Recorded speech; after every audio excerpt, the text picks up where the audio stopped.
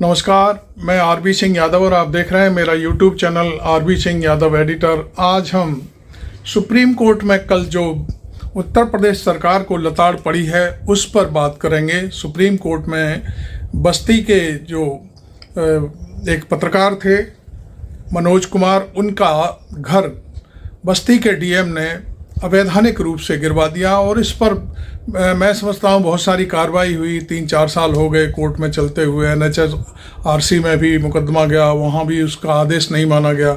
और फिर कल जो सुप्रीम कोर्ट ने आदेश दिया है, पहले तो वो स्वतः संज्ञान सुप्रीम कोर्ट ने खुद ही लिया था और ये मुकदमा बाकायदे चला।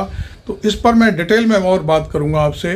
आप मेरा चैनल अभी तक आपने सब्सक्राइब नहीं किया है तो ज़रूर कर लें कि जो प्रदेश में बुलडोजर की राजनीति शुरू हुई है, पूरे अब तो देश में ही फैल गई है।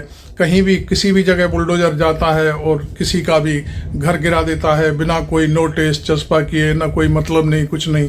घर किसी का होता है, अपराधी कोई और होता है। और दूसरी बात, पत्रकारों से खुन्नस निकाली जाती है इस तरह का कि किसी ने खबर गलत लिख दी या जो कुछ भी हुआ तो उसका खंडन करा लीजिए, लेकिन ये ज़रूरी नहीं है कि उसके घर को ही जमींदोज कर दिया जाए। उसकी प्रॉपर्टी जो संपत्ति है, कौन कहाँ पर किसने क्या किया, लेकिन कुछ नहीं, धींगा मुश्ती चलती है। चूँकि जैसे हमारे चीफ मिनिस्टर हैं उसी भाषा में वहाँ जो इस समय पर वर्तमान प्रशासन है, डीएम वगैरह हैं, वो भी इसी टाइप से काम करते हैं। तो मैं और डिटेल में अभी बात करूँगा इस मुद्दे पर, सुनिए। पहले मैं एक वीडियो आपको दिखा देता हूँ। बस्ती के जो पत्रकार हैं मनोज, उनका एक इंटरव्यू चल रहा है। न्यूज़ 24 की संपादक हैं शायद गरिमा सिंह, उनसे बातचीत कर रहे हैं। वो पूरी बात बता रहे हैं कि सुप्रीम कोर्ट में क्या क्या हुआ, मेरा मकान कब तोड़ा गया, कैसे तोड़ा। पहले वो वीडियो देख लीजिए, उसके बाद फिर मैं दोबारा से आपके पास आता हूँ। पुलिस घुसती है और सारे हमारे मकान को बुलडोज कर दिया जाता है, ध्वस्त कर दिया जाता है सभी सामानों के साथ। NHRC में इस बर्बर अत्याचार और जुल्म के बारे में शिकायत की थी। टीम ने यह पाया कि वाकई इनकी निजी जमीन पर बिना मुआवजा, बिना अधिग्रहण, बिना नोटिस के बर्बर अत्याचार करते हुए जो है इनका मकान गिराया गया है। 13 सितंबर 2019 को गैर कानूनी तरीके से तत्कालीन जिलाधिकारी ने बिना किसी लिखित नोटिस के, बिना मुआवजा, बिना अधिग्रहण के, बिना 1 मिनट का वक्त दिए कि हम मंदिर से, अपने घर से मंदिर, कैश बॉक्स, जरूरी डॉक्यूमेंट्स निकाल सकें, अचानक 13 सितंबर 2019 को आते हैं और घर के अंदर बिना वारंट, बिना परमिशन पुलिस घुसती है और सारे हमारे मकान को बुलडोज कर दिया जाता है, ध्वस्त कर दिया जाता है सभी सामानों के साथ। इसके बाद मैंने माननीय सुप्रीम कोर्ट में एक लेटर पिटीशन, शिकायत याचिका डाली थी जो एक्सेप्ट हुई, सुमोटो कॉग्निजेंस लिया गया। और इसके अलावा मैंने NHRC में इस बर्बर अत्याचार और जुल्म के बारे में शिकायत की थी। तो NHRC चेयरपर्सन श्रीमान HL दत्तू जी ने एक स्पॉट इंक्वायरी के लिए टीम भेजी। टीम ने यह पाया कि वाकई इनकी निजी जमीन पर बिना मुआवजा, बिना अधिग्रहण, बिना नोटिस के बर्बर अत्याचार करते हुए जो है इनका मकान गिराया गया है। उसके बाद ये रिपोर्ट आती है। फिर NHRC चेयरपर्सन उत्तर प्रदेश के DGP को ऑर्डर देते हैं कि आप तत्काल इस मामले में जितने भी दोषी अधिकारी कर्मचारी हैं उनसे शिकायतकर्ता मनोज टिबड़ेवाल आकाश की शिकायत लेकर के, तहरीर लेकर के FIR रजिस्टर करें और FIR रजिस्टर करने के बाद इसकी UP CBCID से जांच कराएं। 2, जितने भी दोषी अधिकारी हैं, PWD, NH, municipality, revenue, police, सभी के खिलाफ डिपार्टमेंटल स्ट्रिक्ट एक्शन लिया जाए। और तीसरा, 5 लाख रुपए का अंतरिम मुआवजा दिया जाए। लेकिन यूपी गवर्नमेंट ने इसको नहीं माना। इससे भी बड़ी हैरानी की बात यह है कि मैंने यूपी गवर्नमेंट को इस घटना के बाद तत्काल अपना शिकायत दिया था, जिस पर यूपी गवर्नमेंट ने उत्तर प्रदेश के सीनियर IAS 1998 बैच के IAS अफसर और बस्ती के तत्कालीन मंडलायुक्त को मौके पर भेजा। उन्होंने जांच की और जांच के बाद पाया कि ये पूरी तरह से इलीगल डिमोलिशन किया गया है और इस पर भी कोई कार्रवाई नहीं की गई। फिर सुप्रीम कोर्ट ने हमारे सुमोटो कॉग्निजेंस को नोटिस लिया और इस पे कार्रवाई की। मैं एक बड़ी महत्वपूर्ण चीज आपको बताना चाहूंगा कि ये देखिए, बिफोर डिमोलिशन मेरा मकान ये था, इस स्थिति में रहता है, डबल स्टोरी मकान, 12 तारीख को एनएच और पीडब्ल्यूडी के अधिकारी आते हैं और कहते हैं 5 फीट अपना मकान तोड़ लीजिए। हमने तत्काल 5 फीट तोड़ लिया। 5 फीट तोड़े जाने के बाद अचानक बिना किसी सूचना के भनक तक नहीं लगी, धोखे से डीएम ने अपने आदेश को बदलते हुए पूरे मकान को चारों तरफ से बुलडोजरों से घिरवा करके ध्वस्त करा दिया। यहाँ तक कि मानवीय जो सुविधाएं होती हैं, बिजली, पानी, शौचालय तक बाधित कर दिया गया। हम लोग सड़क पर, अपनी माँ बैठी रही, मेरे छोटे भाई की पत्नी गर्भवती थी, सारे टीवी, फ्रिज, सारे सामान रबल कर दिए गए। और ये 1957 की ईंट है। ये जमीन को हमारे दादाजी ने रजिस्टर्ड बेनामी से खरीदा था। और इस तरह का अत्याचार, मूल सवाल यह है कि क्या 21वीं शताब्दी में हो सकता है?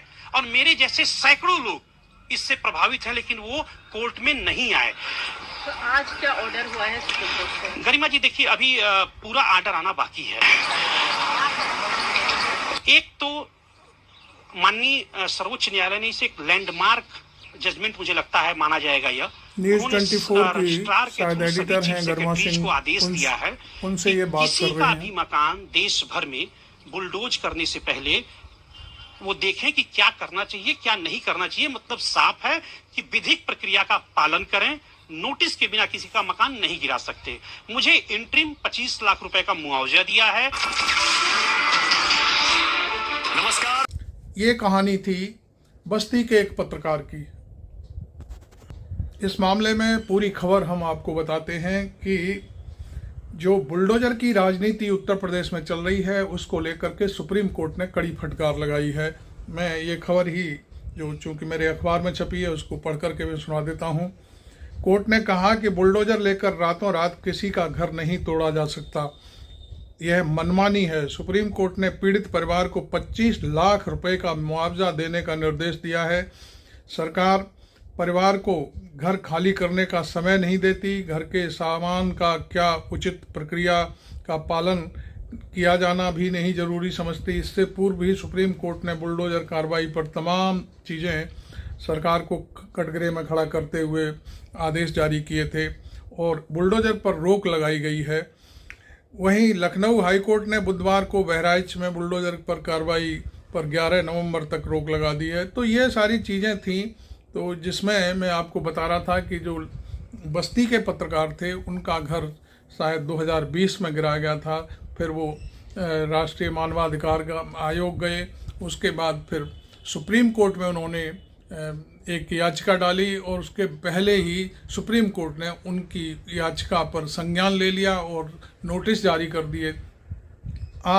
कल जो फैसला हुआ है वो यह है कि वो 25 लाख रुपए का मुआवजा मनोज के परिवार को तत्काल दे और सारे देश के जो चीफ सेक्रेटरी हैं उनको इस आदेश की कॉपी के साथ संलग्न करते हुए ये कहा गया है कि किसी के यहाँ भी पूरी जांच पड़ताल के बाद ही बुलडोजर चलाया जाना चाहिए। यदि वो पूरी तरह से अवैध है, बाकायदे दस्तावेजों के साथ, तब तो आप किसी का घर गिरा सकते हैं, अन्यथा आप बुलडोजर नहीं चला सकते।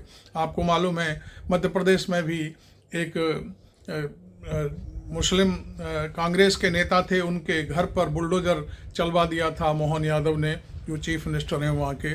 और वो असल में होता क्या है कि जो जिलाधिकारी होता है वो चीफ मिनिस्टर को खुश करने के लिए बहुत जल्दबाजी में फैसले ले लेता है। उसे वो अपनी संविधान की जो एक की शपथ लेकर के जो अपनी नौकरी पर आता है उसे भूल जाता है और सिर्फ केवल एक ही काम रह जाता है उसका कि जो चीफ मिनिस्टर उनका क्या कह रहा है वो काम पूरा करना है। जबकि कोर्ट में ना तो चीफ मिनिस्टर आता है, न मंत्री आता है, न कोई और नेता आता है, सिर्फ और सिर्फ जिलाधिकारी को ही ये सारी चीज़ें झेलनी पड़ती हैं। तो मैं IAS एसोसिएशन है उससे मैं ये बात, एक प्रश्न पूछना चाहता हूँ कि आखिरकार आपकी एसोसिएशन करती क्या है? आपके जो अधिकारी होते हैं वो इस तरह से अनर्गल काम क्यों करते हैं? क्या उनको इस तरह का अधिकार कौन देता है? अरे भाई, आप देश चलाते हैं, पूरे देश में IAS एसोसिएशन देश चलाती है, उसके बाद IPS जो लॉबी है, एसोसिएशन है, वो पूरी लॉ एंड ऑर्डर देखती है। फिर आपको मालूम है कि आपका कोई क्या बिगाड़ सकता है? चीफ मिनिस्टर ज़्यादा से ज़्यादा क्या करेगा? आपका तबादला कर देगा, आपकी कुर्सी और कार तो छीन नहीं सकता, अर्दली आपको मिलना ही मिलना है। तो फिर आप इस तरह की हरकतें क्यों करते हो? आपको इतनी तनख्वाह मिलती है कि आपका परिवार मज़े से कहीं भी खाली कुर्सी पे भी बैठ करके अपना काम घर का परिवार का पालन कर सकता है, घर मिलता है आपको, इस तरह की सुविधाएं हैं सारी चीज़ें। लेकिन आप इस तरह के काम क्यों करते हैं? मेरा एसोसिएशन के माध्यम से जिलाधिकारी बस्ती और दूसरे देश के तमाम जिलाधिकारियों से सवाल है कि आप इस तरह की जो घृणित कार्रवाई है उस पर क्यों उतर के आ जाते हैं। तो ये सारी चीज़ें हैं। आपको ये मेरा वीडियो पसंद आया हो तो इसे वायरल करें, पूरे देश में फैलाएं, क्योंकि इस वीडियो के जरिए जो बुलडोज़र की अवैधानिक कार्रवाई होती है वो उस पर दुनिया को जागृत होना चाहिए। जो देश की आवाम है उसके सामने ये पहुंचना चाहिए कि सुप्रीम कोर्ट ने बुलडोज़र पर क्या क्या एक्शन लिए हैं। इसलिए लोगों को जागरूक होकर के यदि किसी के घर को अवैधानिक रूप से गिराया जाता है तो वो कोर्ट की शरण में जा सकते हैं। ये आर्डर अब दुनिया में पूरे देश में वायरल हो गया है, क्योंकि सारी सरकारों को भेजा जा रहा है, सरकारों के जरिए सारे जिलाधिकारियों को भेजा जाएगा जहाँ जहाँ सरकारें हैं। तो आप इसलिए इस वीडियो को ज़्यादा से ज़्यादा मात्रा में शेयर करके आम जनता तक पहुंचाने की कोशिश करें। तो आपको एक सलाह और दूंगा कि आप यदि इसी तरह के मेरे वीडियो देखना चाहते हैं तो मुझे सब्सक्राइब ज़रूर करें इस चैनल को, और जब भी मैं वीडियो पोस्ट करूंगा तो वो आपके पास ऑटोमेटिकली पहुंच जाएगा। Thank you very much. मैं आरबी सिंह यादव।